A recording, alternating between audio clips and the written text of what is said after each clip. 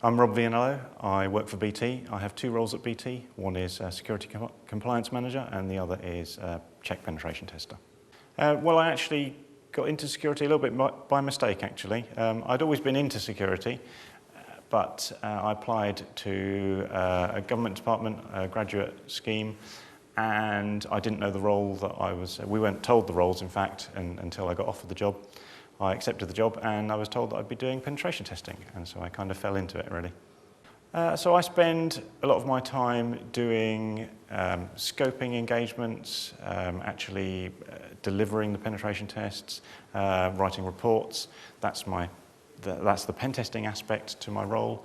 As Security Compliance Manager, I run the security compliance capability.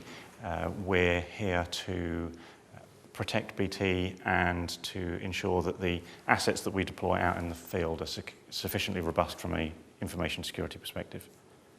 The best bits, I would say, are the technical aspects, pitting your wits against a device or a system and trying to break it, essentially, and trying to find ways of subverting that system or that device.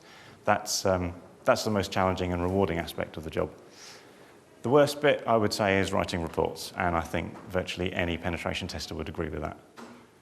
So conferences like this, CrestCon, B-Sides, 44Con, they're all excellent places, not just because of the presentations, but also because of the opportunity for networking. And you should never underestimate how much you can learn by offering to buy a pen tester a beer. Scott Adams, author of the Dilbert Principle, says that leadership is nature's way of removing morons from the productive flow. So I expect to be promoted to a sufficiently high level where I can no longer do any harm in the company. But on a more serious note, I'd actually quite like to work for myself. So I don't quite know what shape that will take, but that's what I see in my future. I'd say just do it. Just get stuck in.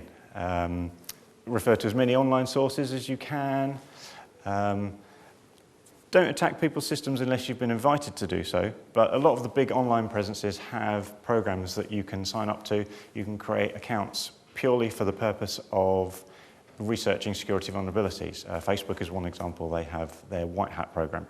You have to sign up to certain terms and conditions, but you can essentially go nuts on the site and try and find security weaknesses. And if you don't have access to real-world systems, then those types of programs are a great place to start.